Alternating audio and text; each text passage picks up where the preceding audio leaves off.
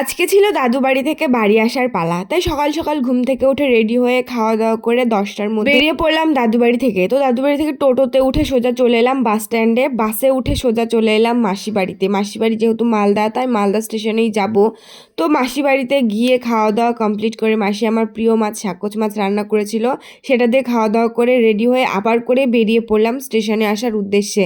এখানে মাসি আর মেশোকে বাই বলে দিলাম, বাই বলে চলে এলাম মালদা স্টেশনে। মালদা স্টেশনে এসে প্রথমে টিকিট কাউন্টার থেকে টিকিট কেটে নিলাম, তারপরে চলে গেলাম ট্রেনের দিকে। আমি ফোনে যেহেতু দেখেছিলাম তাই ভেবেছিলাম, ওখানে দেখাচ্ছিল যে 1 নম্বর প্ল্যাটফর্মে ট্রেন আসবে, কিন্তু সেখানে গিয়ে জানতে পারি যে 2 নম্বর প্ল্যাটফর্মে ট্রেন আসবে। তো যাই হোক, তাড়াতাড়ি করে গিয়ে ট্রেনে উঠে পড়লাম, কারণ ট্রেন স্টেশনেই ছিল। ট্রেনে করে আমি বালুরঘাট থেকে মালদা এইটুকু জাস্ট জার্নি করেছি, দূরে কোথাও বা নাইট জার্নি কখনো করিনি। আর ট্রেন জার্নি মানেও আমার কাছে অ্যাডভেঞ্চার। কিছু খেতে ইচ্ছে করছিল, তাই একটু মুড়ি মিশিয়ে নিয়ে নিলাম। আর তারপরে সন্ধ্যাও লেগে গেল আর আমরা বালুরঘাটে পৌঁছেও গেলাম। তারপরে ট্রেন থেকে নেমে টোটোতে উঠে বাড়ি চলে এলাম।